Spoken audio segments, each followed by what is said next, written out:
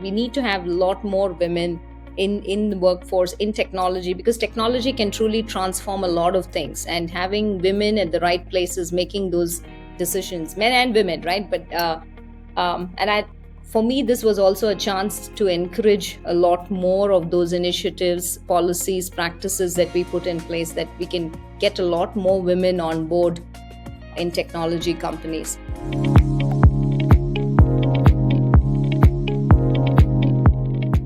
You joined SAP just after your graduation in 1999 as a young software developer. And today you are the first woman to lead SAP Labs India. Can you briefly tell us about your experience and also shed light on some key moments that shaped your professional trajectory? Thanks, Kanika. And first of all, it's great that we have this series, the Carnegie India Anahita Speaker Series, because what you guys are doing is super important, right? Really making sure that we bring out those stories. You talked about struggles, you talked about aspirations, and I think it's super important that we do more of this. And it's great, Kanika, that I'm here. And to your question, right? First of all, also thank you for that lovely introduction that you had. And indeed, I started back in '99 in technology, and I still remember the excitement and the curiosity of that I had as a young software developer, right? And I still remember the time when I walked in through the doors of SAP back then, and got hooked on to the culture of technology and innovation that still is omnipresent everywhere here in India, but also here at SAP, right? And long story short, I got the opportunity to work on truly transformative projects. Each one was a phenomenal learning experience from multiple aspects, not just purely from a technology point of view, but also the people I got to work with, the cultures I got to connect with. And I have to say, one of the defining moments in my career, Kanika, was also my move to the headquarters, SAP headquarters in Germany, where I also got the opportunity to take on various roles. Actually, initially, the plan was to spend 2 years there. 2 years turned into a long 18 years. Got the opportunity to lead global teams, manage large scale projects. Phenomenal learning experience. And I have to say, it broadened my perspective immensely. And like I said, right, that was also what shaped me, the value of cross cultural collaboration and the importance of thinking globally, but at the same time also acting locally. Very, very important. The next juncture, if you ask me, was also driving the most strategic program for SAP, which was the Intelligent Enterprise program back then, and then also getting the opportunity to come back here to India to lead SAP Labs India. I have to say, it's a humbling moment, full circle moment, if you ask me, because I started my journey in Bangalore, and it was great to be back. I have to say that I'm a very strong believer that, to your point earlier on, right, we need to have a lot more women in the workforce, in technology, because technology can truly transform a lot of things, and having women at the right places making those decisions, men and women, right? But and I for me, this was also a chance to encourage a lot more of those initiatives, policies, practices that we put in place, that we can get a lot more women on board in technology companies. So yeah, I'd say SAP has been more than a workplace for me. It's been a place where I've constantly evolved, continue to evolve, both professionally but also personally.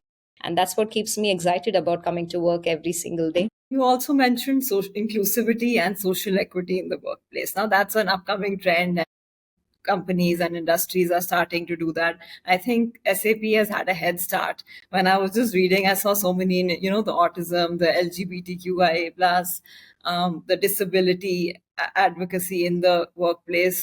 Are there any?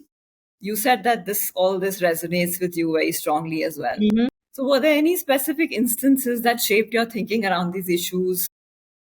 What do you think are some of the lessons that we can leverage from your experience? Yeah, I think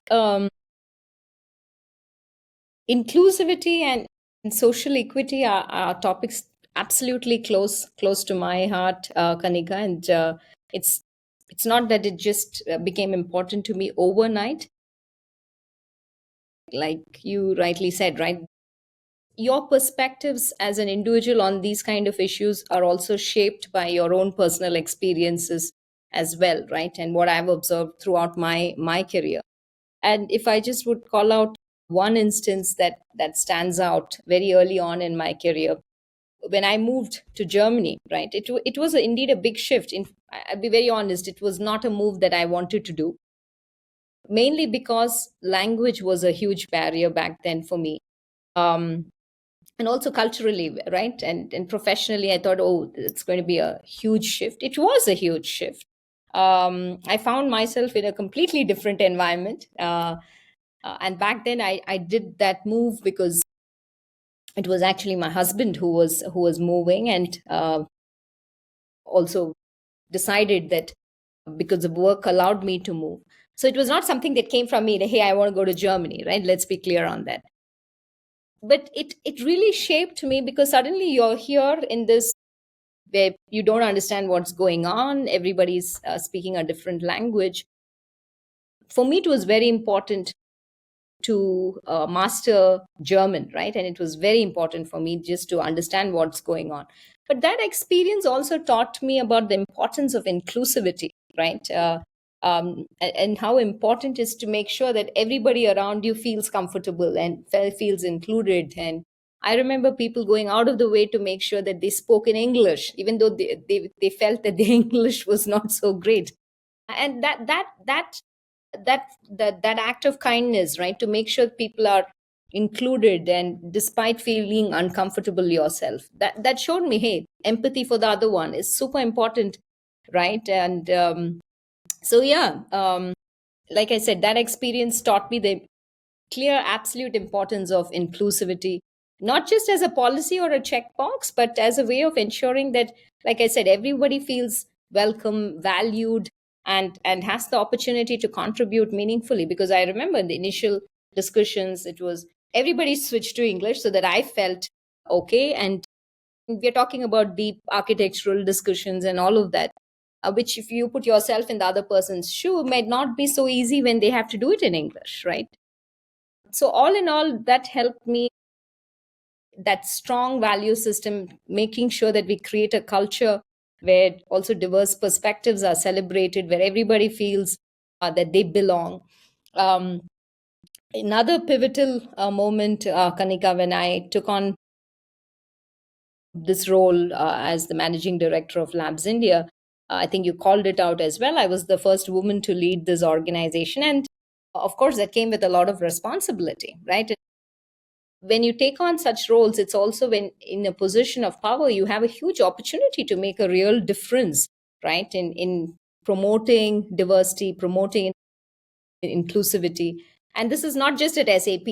You have the opportunity to also bring the industry together, share best practices, learn from each other. There are different things that others are doing, which we learn from. And that continuum is what makes the larger society at a much better stage than where you started, right? And that's super important. If each one of us, also this series, right, it's an important piece of making sure that people can connect, listen into other stories, draw that inspiration. We all need that, right? And each one, if we do that piece, I think it goes a very, very long way. Yeah, and I'm also very extremely intentional about mentorship.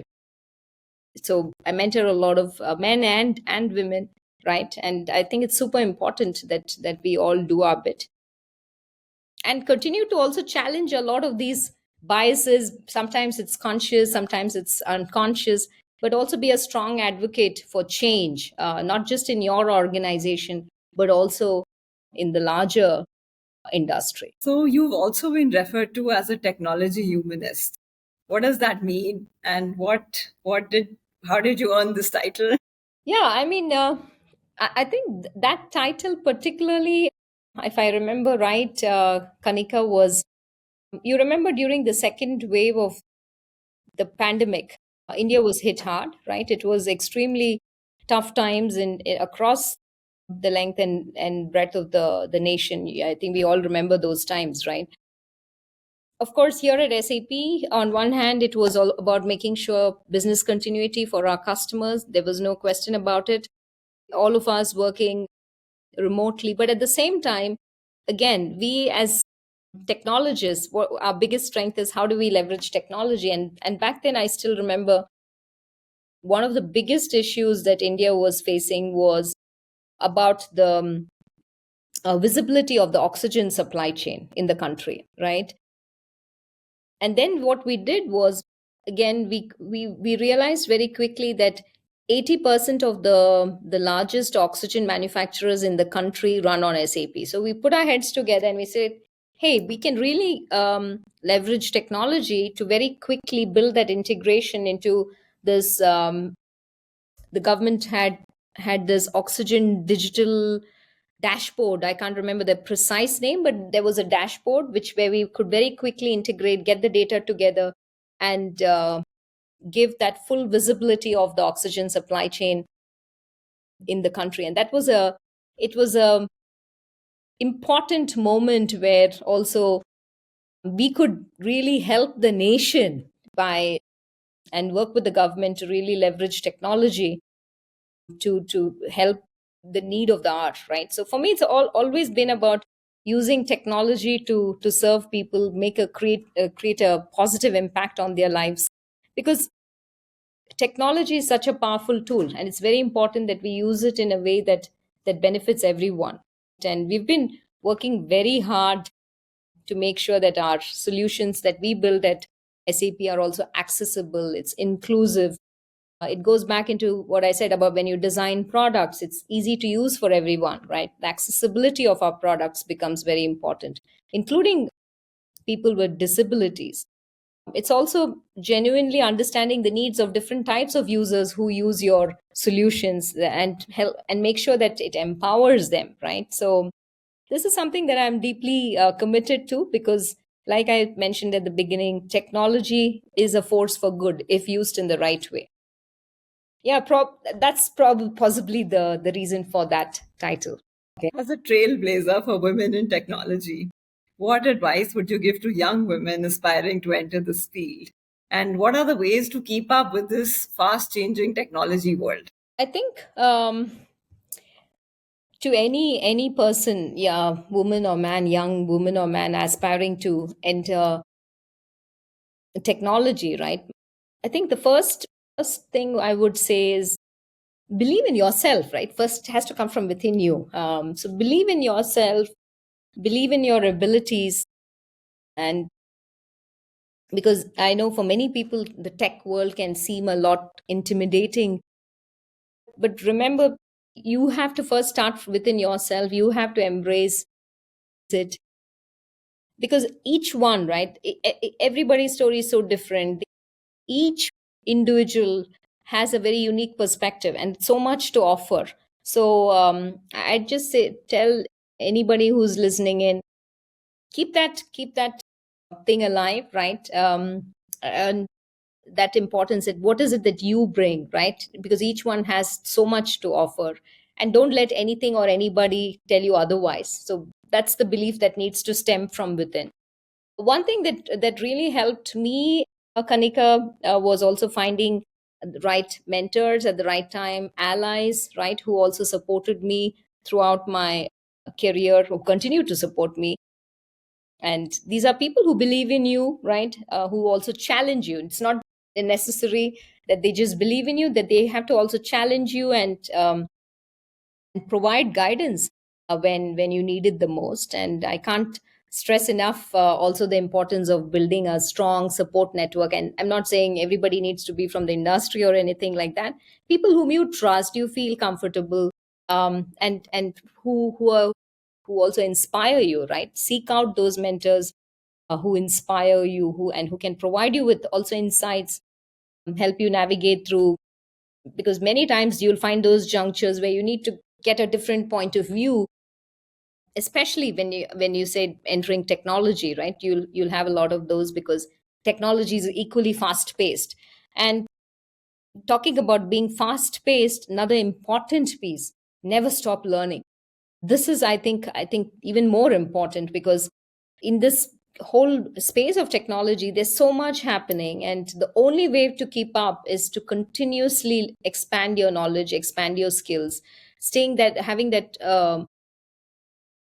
mindset of curiosity helps you stay on top of also the trends, and don't be afraid to kind of step out of your comfort zone, right?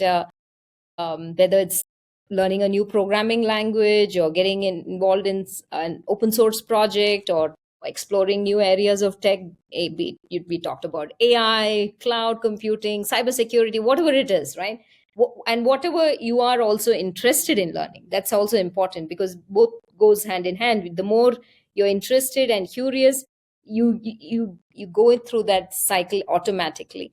And maybe lastly, Kanika, I think it's also about resilience, right? Because it's a fast paced industry. So, and can be absolutely rewarding, but equally challenging too. So, which means having that grit and resilience, also not giving up, becomes super important. Because we all have those moments, right, where you need to push through, you need to stay strong. But again, like I said, if you have that belief within yourself, you continuously learn, and you have that grit, I think anybody can do it all.